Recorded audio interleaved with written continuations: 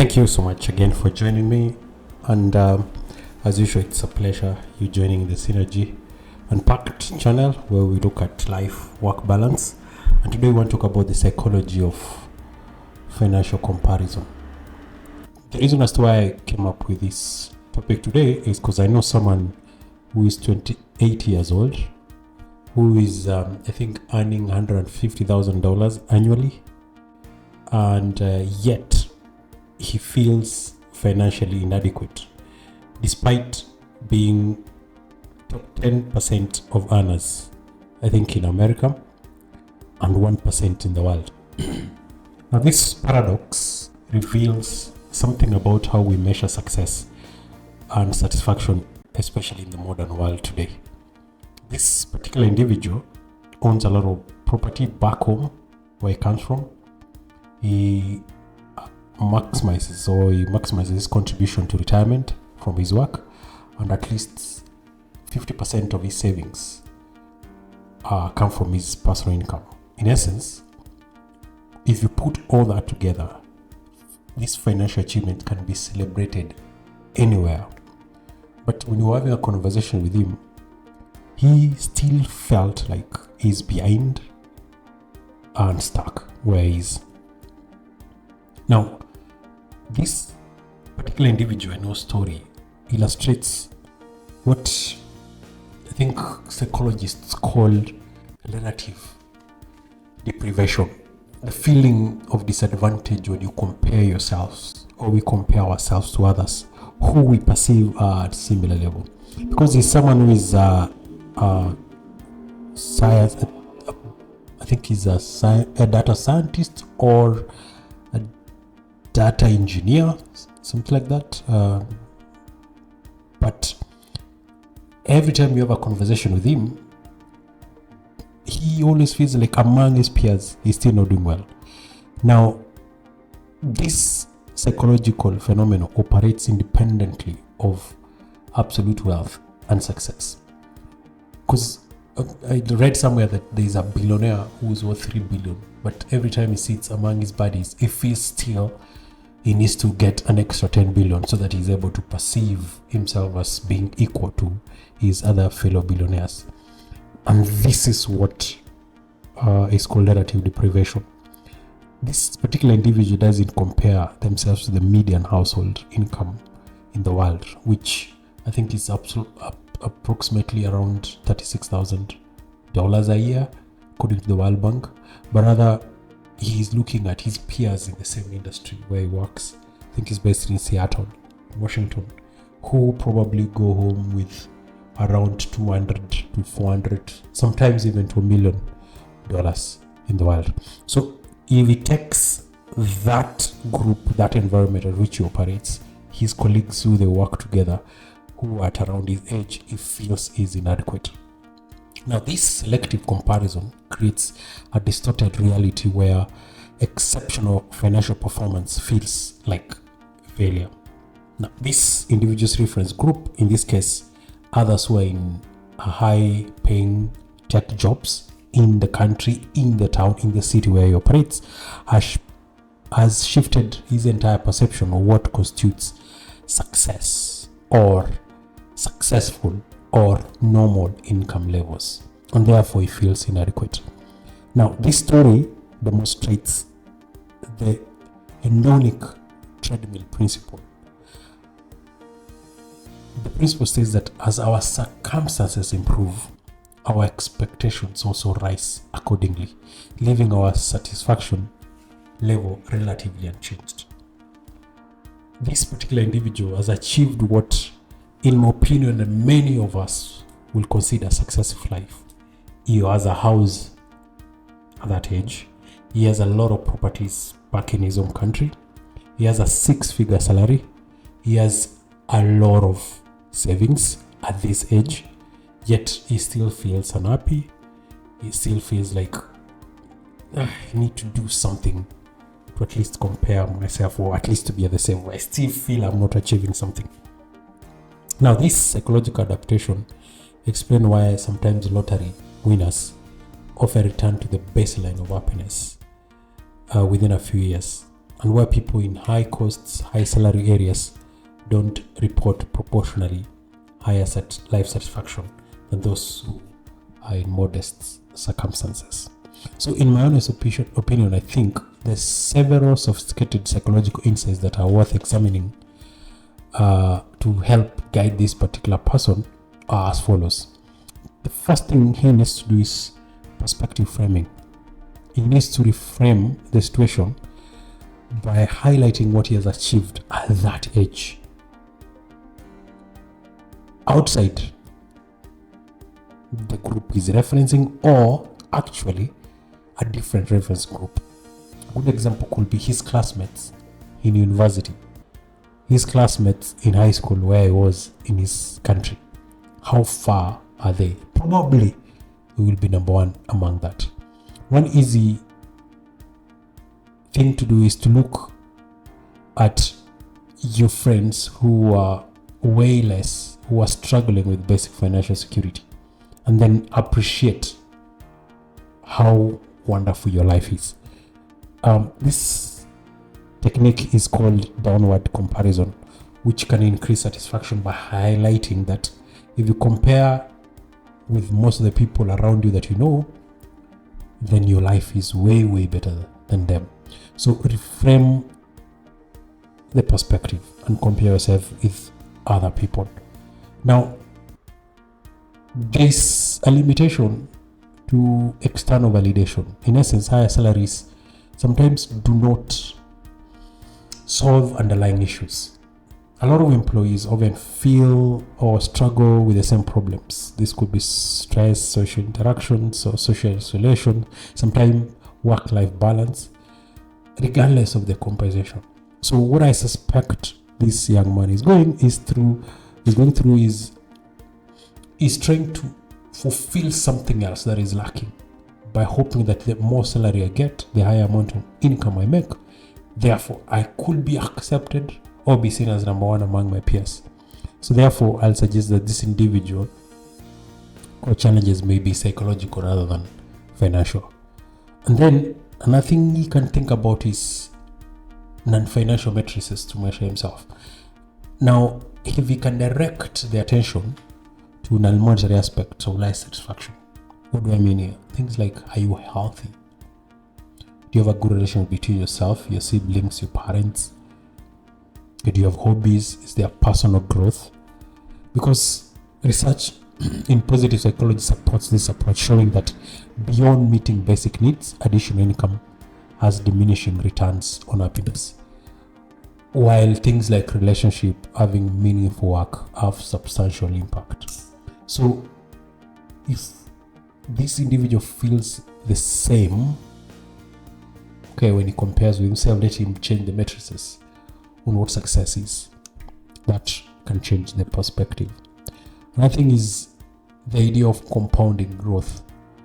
Now, one insightful thing that I know, and it involves another individual who I think around 10 years ago was earning around $100,000, around 9 years ago, but right now his annual income is around $1 billion, which illustrates that career growth is linear. Like over time, it compounds. So if you're 28 and again you're earning $150,000, if you extrapolate that over 10 years and you continue working at focusing on what is important, that income and salary could end up being 2.5 million a year. Because your frustration currently might prevent you from seeing the long-term trajectory of where your life is going. Because career growth involves an opportunity to go over a long period of time. And where you are right now is you building foundational skills and experience and gathering specialized knowledge. You making friends. You creating networks. Okay? Now, if you think long term, I think you will do exceptionally well. Because whatever situation you are in right now is setting you up for a better career that is not yet feasible, but it's guaranteed. Okay? What I think they could do is that this story of this particular individual is how we understand financial success, because it's structurally constructed around our social expectations. Think about it. Anyone who wants $36,000 a year is 1% of the world. Here you are, I think you're earning almost 4 times that amount of money, but you still feel inadequate because that amount is a lot. So your perception of the situation is largely determined by the social environment and the reference points you've chosen. So this social construction of success can be both limiting and at the same time liberating. What do I mean here? While it can create unnecessary anxiety, dissatisfaction, recognizing their arbitrary nature can help you as an individual choose more personally meaningful matrices for success. So that feeling of inadequacy can help create an environment where you're looking at something else that can define what success is, because you're doing exceptionally well. So the practical applications of something I can tell you as my listener today is that here is what I'm likely to suggest as intervention if you're one of those who have the same challenges like what this buddy of mine has. Okay, first thing you're going to do, the others for, is diversify social connections. I recommend you building friendship outside of your high earning circles. This naturally adjusts reference groups and provides more balanced perspective on income and lifestyle choices. So diversify your social connections. Yeah, hang out with them, but also go to other people who are earning way less than you. Interact with them and see how lucky you are to have such an amount of money. Another very, very crucial thing is focus on process of outcome. Now, instead of fixating yourself on a salary comparison, I will emphasize personal development, skills development, life satisfaction activities. Now, focus on the process. Orient yourself around the process approach in the things that you're going to do. What are you going through right now? So you're earning 150,000. What are you doing to develop yourself? What are you doing about your health? Does it give you context in what is important to you? Focus on that. Okay. Another one is gratitude and mindfulness practice. That's number 3. I will encourage you to appreciate your current circumstances, because research shows that when you practice gratitude, you can improve your life satisfaction levels and reduce all these negative effects of social comparison. Then take a broader look of the economic context. That is the 4th thing. Because you as an individual, think about like the story of this person. If you look at how he compares himself with the world, is doing exceptionally well. Because fact is, the concentration of wealth, the rise of inequality, compensation, and the increasing cost of living in so many developed world, especially metropolitan areas, could create an illusion, or not just an illusion, a reality of economic inequality and social comparison. Now, sometimes understanding that, okay, some of these things are out of my control, these are macro trends that I can't help, will help you as an individual contextualize your personal experience and be more informed about your career path and life choices. Because another option could be you staying in the United States, a leading superpower, the most successful country in the world as I ever had, in Seattle. So if you put all that together, could be maybe indeed you're struggling because of where you are. But if you look at the bigger context of the world, bigger context of the economic situation in your own country, in your own town, then a lot of things will tend to make sense. Remember, redefine your matrices, because you move beyond salary comparison to include factors like work-life balance, personal growth. Okay, curate your reference groups, consciously choose a diverse social cycles that will provide you a balanced perspective on success and happiness. Focus on intrinsic motivations, where you align your career choices around your personal values and interests rather than just purely external rewards. Okay, focus a long-term view, because career growth takes a trajectory of a long time. It's like a marathon, it's not a sprint. you'll be fine 5 years down, 10 years down the line. And also regularly acknowledge and appreciate your current achievements, what you've done, and the circumstances. So, this idea of financial comparison, you and me go through it, and I hope whatever we've done today is able to help give you context and ideas on how to manage that. You're doing exceptionally well. A lot of people will be lucky to have even your monthly salary. So this episode is ultimately about the gap between objective success and subjective satisfaction. Despite achieving remarkable financial milestones, this individual happiness is constrained by social comparison and external validation. Now, the roadmap for bridging this gap through perspective shifts, diversified social connections, and focus on intrinsic rather than external measures will be something that I will highly encourage this person to take. Remember that financial well-being is as much about psychology as it's about mathematics, about the amount in your account, about the figures. The most sophisticated investment strategy and optimization technique cannot substitute for a healthy relationship with money, a meaningful work, and a balanced life priorities. True, financial success may be less about reaching a specific number you're thinking in your head.